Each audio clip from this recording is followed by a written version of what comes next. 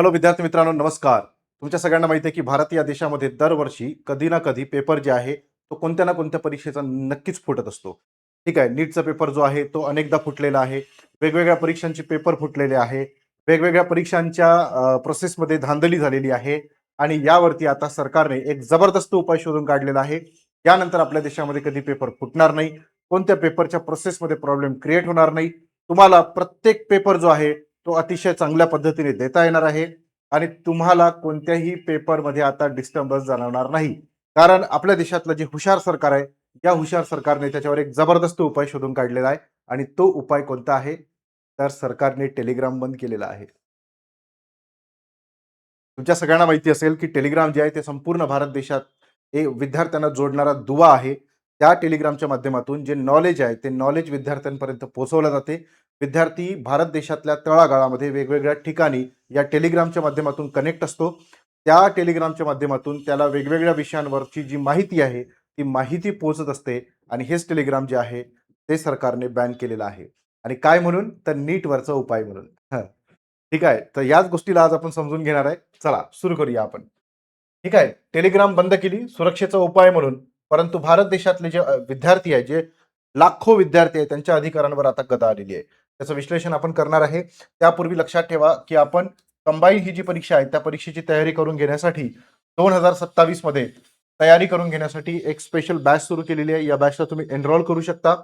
महाराष्ट्राच्या कानाकोपऱ्यात कुठे असाल तरी तुम्ही ही बॅच जॉईन करू शकता. जर तुम्ही राज्यसेवा परीक्षेची तयारी करताय तर 2.0 नावाची बॅच सुरू केलेली आहे. या बॅच मधून तुम्हाला दर्जेदार टीचिंग मिळेल, सगळा सिलेबस तुम्हाला कव्हर करून मिळेल आणि प्रत्येक विषयाला सेपरेट फॅकल्टी सुद्धा मिळेल. तुमची परिपूर्ण तयारी आम्ही करून घेऊ आणि हे जे अधिकारी लोक आहे या अधिकाऱ्यांच्या मार्गदर्शनाखाली तुम्हाला प्रॉपर मेंटॉरशिप सुद्धा मिळणार आहे. तर त्याचा सुद्धा लाभ जो आहे तो तुम्ही घेऊ शकता. चला आता काही महत्वाचे मुद्दे कव्हर करूया. बघा, वाद नेमका काय आहे? तर परीक्षासाठी सुरक्षा जी आहे ती सुरक्षा निर्माण करणं खूप गरजेचं होतं. तर गव्हर्नमेंटला असं वाटलं की टेलिग्रामवरून पेपर फुटू शकतो आणि त्यामुळे त्यांनी काय केलं की टेलिग्रामवरून परीक्षांचे पेपर लीक होण्याच्या घटना घडत आहे असं त्यांना वाटलं, म्हणून त्यांनी टेलिग्राम बॅन करून टाकलं.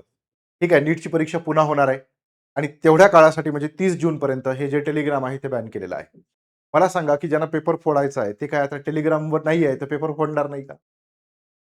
ते दुसरं ऑप्शन निवडेल, दुसरं माध्यम निवडेल. आहे की नाही? टेलिग्राम एकच आहे का? नाही. WhatsAppवर बंदी नाही आणली, टेलिग्रामवर आणली. ओके. डिजिटल स्वातंत्र्य जे आहे यामुळे धोक्यात आलेलं आहे. सुरक्षेसाठी ॲपवरच पूर्णपणे बंदी घालण्याचा सरकारचा नियम म्हणजे रोगापेक्षा इलाज भयानक आहे. बरोबर आहे की नाही? रोगापेक्षा इलाज भयानक आहे. तुम्ही तुमच्या प्रोसेसमध्ये त्रुटी आहे, त्या दूर करायच्या, तर तुम्ही ॲपवर बंदी घालत आहे. तर ही गोष्ट कुठेतरी चुकीची आहे. ही शॉकिंग गोष्ट आहे माझ्यासाठी तरी.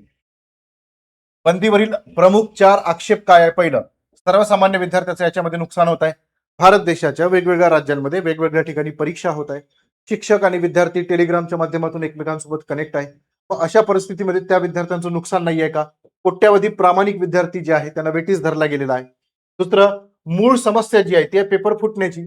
त्यामध्ये सिस्टमचा दोष आहे. बरोबर आहे का नाही? तुम्ही माध्यम आता उद्या जर समजा एखाद्यानं रस्त्यावरून पेपर नेले, एखाद्या गाडीवरून पेपर नेले समजा, तर तुम्ही काय पूर्ण देश जाम करणार आहे का? हे चुकीचं आहे ना. हे चुकीचं आहे. म्हणजे मूळ समस्येकडे दुर्लक्ष केलं, यंत्रणेतल्या त्रुटी दूर करायच्या, त्याऐवजी माध्यमांवर कारवाई होत आहे. डिजिटल हक्क जो आहे, अभिव्यक्ती स्वातंत्र्य वगैरे जो आहे तो धोक्यात आलेला आहे. तांत्रिक मर्यादा आहे, गुन्हेगार व्हीपीएन वापरून सहज पळवाटा शोधू शकतो. एक टेलिग्राम बंद केल्यानं पेपर फुटण्याचं थांबेल असं तुम्हाला वाटतं का? हा जावई शोध ज्या व्यक्तीने शोध लावला, त्या सिस्टम मधल्या एखाद्या अधिकाऱ्याने लावला, त्याच्या मेंदूची तपासणी व्हायला पाहिजे असं मला वाटते. कोण आहे असा हा महान व्यक्ती? कहाँ से आते हैं ऐसे महान लोग? कोण है ये लोग? आहे की नाही? पुढं, सर्वसामान्याचे आणि शिक्षकाचं नुकसान झालेलं आहे. कोट्यवधी प्रामाणिक विद्यार्थी आहे की त्यांना आता एवढे दिवस जे आहेत त्यांच्यापर्यंत नॉलेज पोहोचू शकणार नाहीये. काही महत्वाच्या सूचना आहेत त्या पोहोचू शकणार नाहीये. ठीक आहे, वेठीस धरला गेलेला आहे. मूळ समस्येकडे दुर्लक्ष केला गेलेला आहे. बरोबर. ही जी खालची एवढी मोठी समस्या आहे हिच्याकडे दुर्लक्ष झालंय. हे फक्त एवढी गोष्ट जी आहे ती पाहून याला बॅन केला गेलाय. ठीक आहे, टेलिग्राम जर बॅन केलं तर स्कॅमर पुढचं पाऊल उचलू शकतात. आहे की नाही? त्यानंतर डिजिटल इंडिया आणि अभिव्यक्ती स्वातंत्र्यावर गदा आलेली आहे. तज्ञांचा इशारा काय आहे की यामुळे भविष्यात इंटरनेट सेन्सॉरशिप वाढण्याचा प्रचंड धोका जो आहे तो निर्माण झालेला आहे. गव्हर्नमेंटने त्या रिगार्डिंग पावलं उचलली पाहिजे. तुम्ही माध्यमं पकडणार, तुम्ही झाडाची शेंडे कापणार, तुम्ही मूळ जो गाभा आहे, मूळ खोड जे आहे ते तुम्ही तोडायला पाहिजे. बरोबर आहे की नाही? तुम्ही पानं तोडत आहे, ही गोष्ट चुकीची आहे. व्ही आणि तांत्रिक मर्यादा, तांत्रिक ज्ञान नसलेल्या सर्वसामान्य विद्यार्थ्याचं नुकसान आहे. पण गुन्हेगारांना मोकळीक मिळालेली आहे. आहे की नाही?